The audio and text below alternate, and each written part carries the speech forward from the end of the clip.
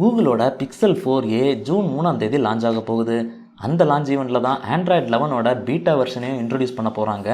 இந்த pixel 4a பார்த்தீங்கன்னா இந்த வருடம் லான்ச் ஆக போகிற ஃபோன்ஸ்லேயே அதிக எதிர்பார்ப்புடைய ஸ்மார்ட் ஃபோனாக இருக்குது. ஏன்னா கூகுளோட மெயின் ஸ்ட்ரீம் ஃப்ளாக்ஷிப் ஃபோன்ஸான பிக்சல் 3, பிக்சல் 4 எல்லாம் கம்பேர் பண்ணுறப்போ அவங்க மிட்ரேஞ்ச் ஃபோனான பிக்சல் 3a தான் அதிகமாக விற்கப்பட்டது. அதே மாதிரி தான் வர்ற ஜூனில் வெளியாக போகிற பிக்சல் 4aவும் வேறு லெவலில் ஹிட் ஆக போகுது. இப்போ வந்திருக்கிற ரூமர்ஸ் படி இந்த ஃபோனில் ஒரு 5.81 inches full HD plus OLED display இருக்கும்.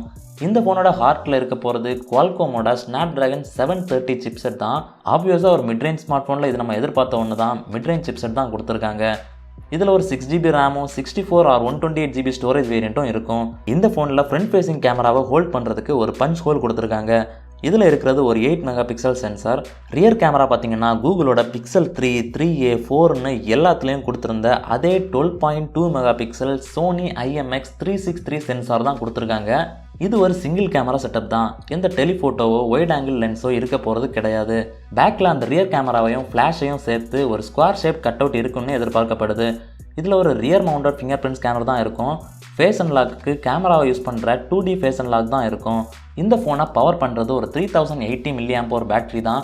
பேட்டரி விஷயத்தில் கூகுள் இன்னும் கற்காலத்திலே இருக்காங்கங்கிறது குறிப்பிடத்தக்கது. இந்த பேட்டரியை சார்ஜ் பண்ணுறதுக்கு ஒரு 18 வாட்ஸ் ஃபாஸ்ட் சார்ஜிங் சப்போர்ட் அவைலபிளாக இருக்கும்.